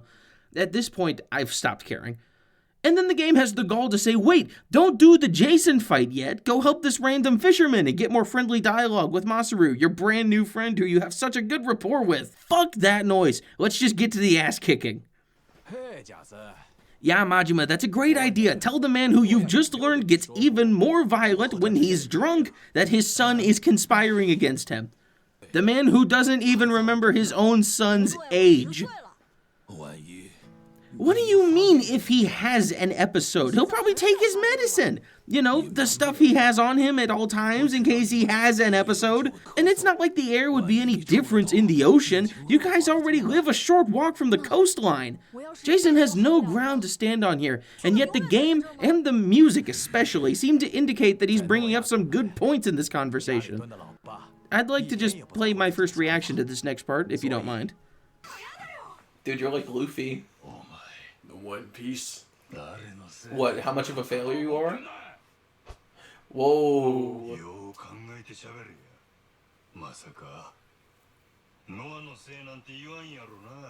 This got better to the final boss. Like, this guy's just a shithead. This is where things stop being hyperbolic or funny. In every previous Yakuza game, hitting a child was treated as a dead serious moment. It either sparks immediate regret and an apology, or such visceral anger that it halts everything else to dish out an immediate comeuppance. I've already mentioned earlier that I thought it was a little tasteless for the game to be so violent towards Noah, but I want to mention something else about that here. If you pay attention to the two slaps that have come toward him so far, he hasn't so much as flinched at either of them. Another thing, before Jason actually attempts to strike Noah, he balls his hands into fists. I'm gonna say something now that might come off as an overreaction, but I don't care. The game's attempting to show us that Noah hasn't been hit before, and I don't believe it. Not for a second. This comes off to me the same way that moment in Yakuza 3 did, where the game sort of half-heartedly backs off of suggesting that Kanda gets the Nishiki family to drag in women off the street so he can assault them. I didn't believe that, and I don't believe this. Not with all the evidence to the contrary. Not with all the constant insistence from the game that Jason is a violent drunk and that he's blown up on Noah before. Not when there's constantly pirates around here that threaten his safety and have most assuredly found or invented a reason to hit him before today. Not when the game takes time to show us that Jason wants to punch his son, only to double back and assure us that he'd never go that far. He would, and I think he has. And it's on that note that the game finally allows us the pleasure of cutting this bastard to ribbons. It feels weird to go from all that heinous shit into a boss moveset analysis, but considering what comes right after this, I think it's best that we keep this in as a bit of a buffer period. If you need to take some time out to process all that shit, though, I don't blame you. I honestly, on my first playthrough, probably should have just paused here and really absorbed everything that I just saw, but Yakuza's so good at carrying a disparate tone between silly and serious, you know? We can go right from hitting our son to singing. Woohoo. Getting to the boss itself, though, Jason's moveset is really good. I mentioned on my first playthrough that he had a Luke from Streets type of fighting style, and I'm happy to say that that's still the best way of describing it. He's a brawler through and through, with just enough form in his attacks to convey that he's not just some random scrapper. The addition of straight kicks, and especially that jumping knee in his QTE, do a lot to reinforce that idea. No original theme, unfortunately, but Ruthless Scoundrel is still great, so it's fine by me. All in all, good early game fight, but I'm looking forward to the next time we get to throw down. Which I'm calling here, it will happen. Not just because Jason doesn't remotely seem like the type to learn from his mistakes, but this moveset feels like something built to be iterated on. Like, this is the incomplete package, and we'll get to see him at full strength with some more cool moves sometime later on. For now, though, fight's over. I wonder how we're going to present Jason having some kind of moral turnaround that justifies him being on the same boat as the child he was about to hit. What? This is the approach we're going with? If he stays here too long, Noah will give up on wanting to leave and just stay? Hey, Majima, that's what Jason wants! He wants Noah to just stop wanting to leave so he never has to think about it anymore. That's the entire thing that we've just been setting up. There's no way the man who's stupid enough to think that taking your child away from doctors and healthcare will somehow be good for his medical condition has actually, in any way, wanted to facilitate that son leaving his little private island at any point in his life. That isn't how abusive parenting works. And let me say it in those words now, so there's nothing left to confuse here. Jason is an abusive father. He should be approached in such a way that lays bare how terrible he's been to his children, both of them, not told that the way he's putting up with them will end up serving his goals in the end. Hey, abusive dad who's trying to keep his son under his thumb forever. If you keep doing this to your son, he's gonna end up staying under your thumb forever. But yeah, between that backwards logic and the threat of further violence, Jason agrees to come with us for a 3-hour boat ride. Because let me remind you again, that's all this is meant to be at the moment. All of this trouble for a master navigator to take us on a trip so short we won't even be late for dinner. And then Moana comes out and says she can handle the bar, and I guess now it's funny time again. Yeah, good luck, lady. Hopefully no more pirates show up and do what they were going to do last time had nobody stepped in. Hey, I said it's funny time. Why aren't you laughing at these antics? What, Jason's still an abusive dad and we've done nothing to solve the problem? Laugh! Why are you taking it so seriously? It's just a Yakuza game. You're not supposed to care. You're just supposed to clap and laugh like a seal and then give the game a glowing review on every website and call it peak and then go on Twitter and talk about how everyone who doesn't like the game is stupid and only likes the old games.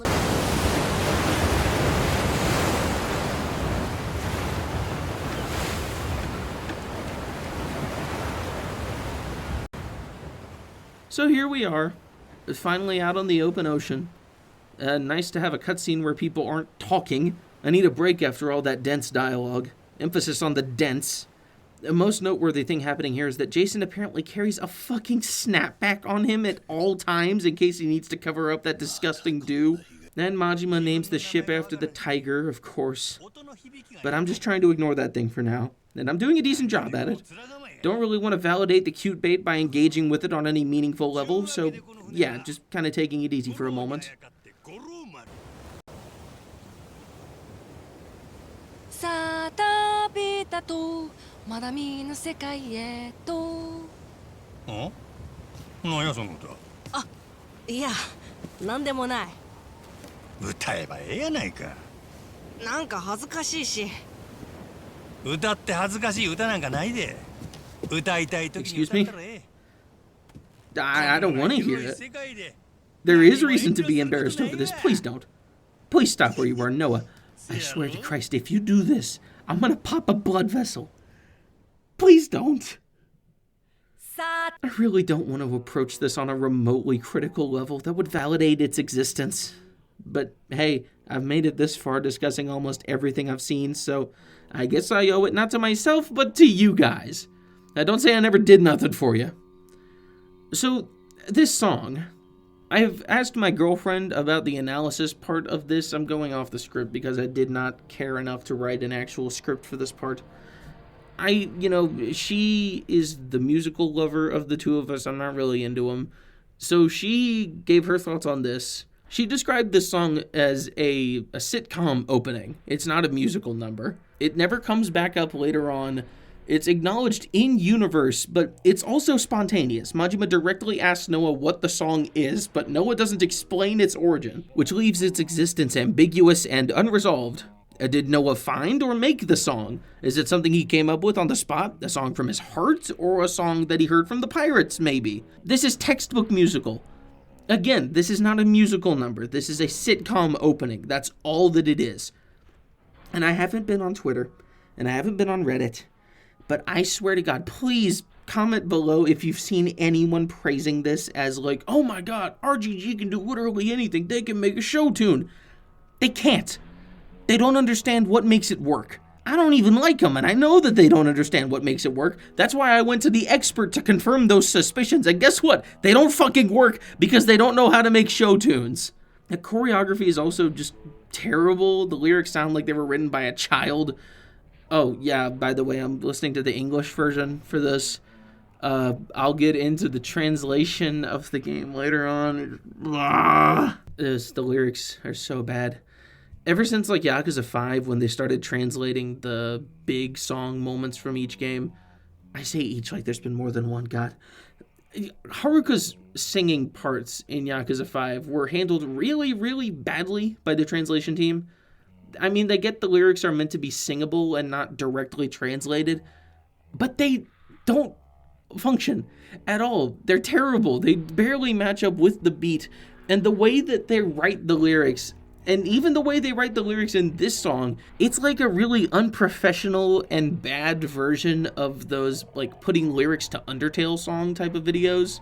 Like, imagine if someone, like, if a Let's Player was playing Undertale and they got to the Sans part and they say, well, I am Sans and I am just a skeleton, but I do not know where the fucking spaghetti is. And it's like, that is RGG's translation team writing English lyrics for their songs. That's what all of them sound like to me. Best example I have in this one is the... Oh my God, which part is it? It's terrible. Oh yeah. So, do you see this? My adventure is coming true. For as long as I remember, it's all I've longed to do. It's like, they're making up lyrics on the spot to the beat. That's what it sounds like. It doesn't flow at all. Maybe it works in Japanese. I can't imagine it's much a better song in that language. But it just sounds so bad. And the only good singer among them is fucking Matthew Mercer. So, yeah, at least he's doing something right. I don't mean that in the way that he doesn't do things right normally. Like, he's a great Majima. He's like the only good part of the game. I am going to talk more in detail about the performance in each language later on, but in both English and Chinese, Majima is like the standout great part of both of those, and I'm honestly kind of wanting for someone to just go ahead and upload those cutscenes to the director's cut of Zero in Chinese, just so I can see how Chinese Majima holds up. He's got potential. He could do so good. And if they really want to go through and retranslate all of the other games for whatever reason, I have full faith that Chinese Majima will live up to the hype that I am putting on him right now, because he's been living up to it so far. I love his voice. I was going to compare it to a Steven Universe song, just like, you know, because, but I've already explained, this isn't a musical number. This is like a sitcom opening. Oh yeah, I also just wrote down here, this is what happens when you run out of ideas. If you judge this piece as a musical number, it fails in every way. And if you treat it like an opening credits sequence, it just exists. It does its job, and that is it. Even if you pay any attention to it, it falls apart. Oh yeah, there's more lyrics later on, yeah. Oh, yeah. Oh my God. There's a bit, we'll be rich if we believe. In what? Believe in what? Finding money? Noah doesn't even care about that. Also, oh my God, there's the part where he's like, you got the captain on your side, so come with me, we're gonna go to waters unknown. And Noah's like, waters unknown, and Majima was like, that's right, that's waters unknown. It's like, Noah, you started the song. You were the one who wants to go to waters unknown. That's your whole thing. Why would you guys bail on the song for a few seconds to do a talky bit just for the one who started the song to be surprised at what the song is about? Did the writers have amnesia when they were making this? Does Noah have amnesia? Maybe it's contagious. I don't know. But, yeah, that's the... close out the musical number, there's a bit where Masaru, he like smacks his belly and then he like does a fairy jump off to the side and then immediately stops and just like does like a big silly walk. It's like, this is like the previs choreo. This is like when they're practicing their movements and they don't put like full effort into all of the motions and stuff and they don't know where exactly they're going to step or walk. He got the step that he was supposed to fairy jump off of like the screen, but he didn't quite make it, so he just like keeps like walking around like a big like funny giant or something. Oh, Masaru, you're so funny. I can't wait to see what they do with you later on. Oh yeah, try to see it from his perspective. Oh my god, I forgot about this part. There keeps being more. How does there keep being more? How can there possibly be this much I have to talk about? It's been nearly 2 hours. I'm 50 pages deep in the script, and I'm not even done with the first chapter. How could there still be more? So future Majima's back. Once again, it's been a while. He just summarizes where we are in the story, says it's going somewhere interesting, and then somehow the game starts drilling through rock bottom and finds someplace even deeper.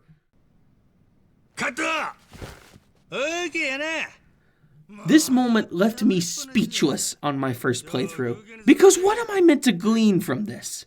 Huh? Going into the game with minimal knowledge, again, of how the story goes, of how its presentation will affect it, how am I supposed to take Majima straight up recontextualizing everything I've seen up to this point? It fucked me up so hard. I started coping on like an astronomical level. I was so desperate for the game to do something meaningful with this and not just have it end up being a one-off joke. So it's not a dream. No. It's a movie? Yeah, it's a documentary. Is it fake? I don't know.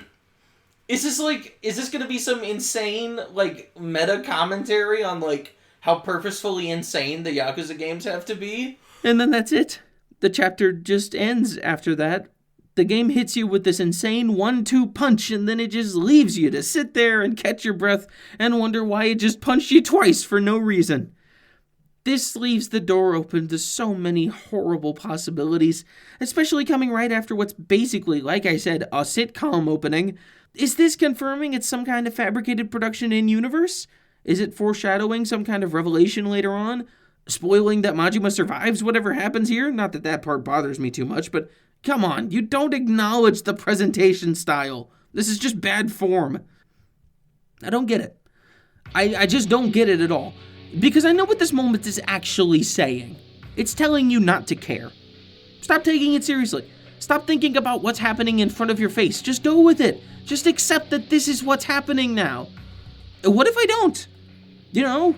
What if I consider this for 1 second and come to the natural conclusion that if this series is going to in any way commit to this kind of self-referential direction in such an extremely literal sense, it's going to suck even more than it already does. It's one thing to have Kiryu decanonize the Samurai games and Dead Souls by way of a dream. It's another to have Majima stare me in my face and tell me to take a piss. And I get that I'm spelling all of this out, but I need to make something once again incredibly clear. But like, how do I say this?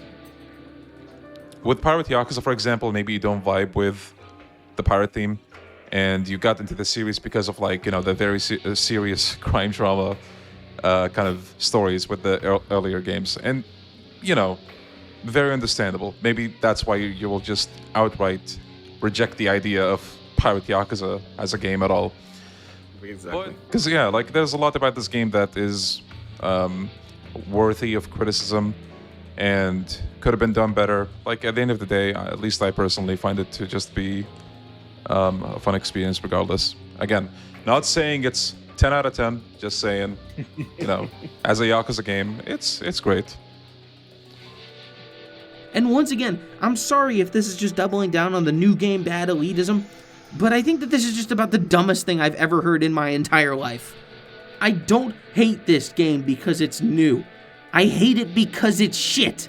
I used to be able to think about these games for longer than a second and still have fun with them. Yakuza had silly moments before. Yakuza had nonsensical moments before. And yes, Yakuza had bad moments and bad games before now. but this is the first time a game has refused to go a single second without being silly and nonsensical. Even when it's playing a moment seriously, it cannot escape the double team of its own premise and its own writing. And because of that, it cannot be taken seriously, lest its own failures become all the more obvious. And now, way too late into the video, I want to take a short moment to address the potential fact that people will call this a bad faith criticism. I don't know how you can without going into the video wanting to hate it, like I didn't do with the game. I've done my best to explain my points, and I think I've made it clear that everything I'm saying comes from a genuine place. You want to know what bad faith criticism is? Like the anti-recency bias, the opposite of recency bias. Yeah. Well, yeah, there's a new equals bad meta on the internet. Yeah. Oh, yeah. And it's really fucking annoying. You know what else is bad faith criticism? The kind of takes that call infinite wealth bad because it's woke, or call pirate Yakuza good because it's normal. And do you know how close these two things really are? Do you know how little ground both of these forms of criticism stand on? Because for as fickle of the idea of whether or not something is woke can be, depending on whether the woman in charge is attractive or whether the LGBT person is on screen for too long, this idea of people only disliking a game because it's new, and the game actually being good because it's something you can enjoy without thinking about it, that's just as fickle. Can I not just as easily say that you only like the game because it's new? Could I not just as easily say that people who don't like the PS2 games just all hate things that are old? Where do we draw the line? At what point do we drop this pointless petty shit and actually talk about the game? Because the way I see it, I'm one of the first people in the fan base to actually spend most of their video about Pirate Yakuza in Hawaii's goodness and badness talking about Pirate Yakuza in Hawaii. I want to close out this first chapter of my review by saying this. You still get to like the game. I'll never say you shouldn't like a game, barring extreme circumstances for heinous material or sentiments being expressed within the game itself, which you cannot remove from the act of playing it. But I will say this, you should not act like you like this game just because it's the newest Yakuza game. The series will not spontaneously combust just because it releases a game you don't like. You shouldn't like a Yakuza game because it's a Yakuza game. You should like it because it's a good game. And on that same note, you shouldn't oversell your enjoyment of a game for any reason. Don't lie to yourself or others by praising a game to the high heavens just because it's the newest entry in a series you like.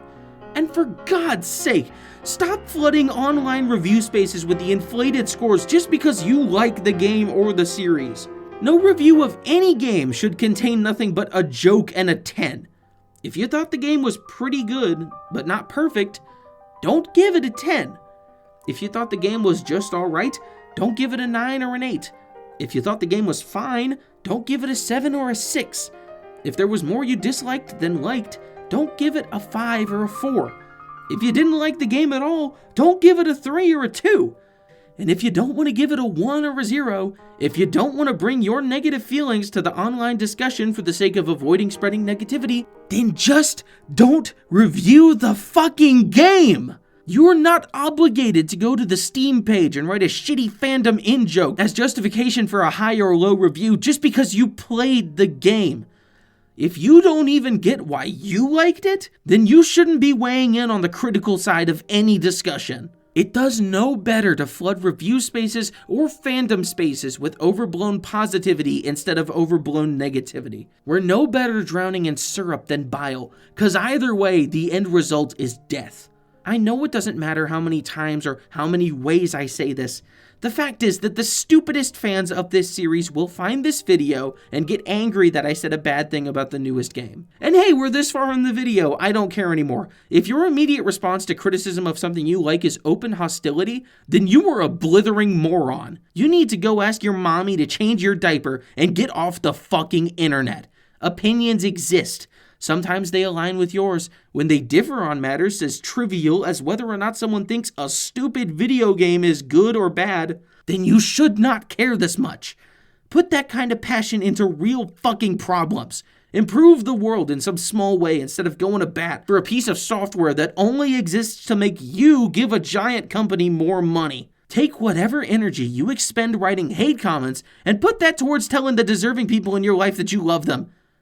And for God's sakes, go outside. See, guys?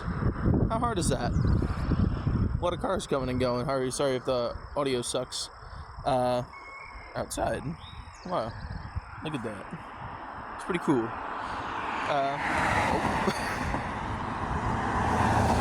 Thanks for sticking around if you're still here. I'm sorry to have ended the video on such a negative note, but if I didn't, I wouldn't be properly reflecting my stance on the game in that moment and in this moment, even so far removed from it. Believe me, the anger is still there. It's just buried. Very special thanks to the $5 patrons, Jespy, Hashbear, and Indolent Lard. Your support helps makes this possible, and more than that, you got to watch this script grow and evolve over the course of its construction. And y'all folks out there can do that too, plus some other things if you want to head on over and check that out. I cannot promise fast or consistent progress with this work, but I can promise it's coming your way.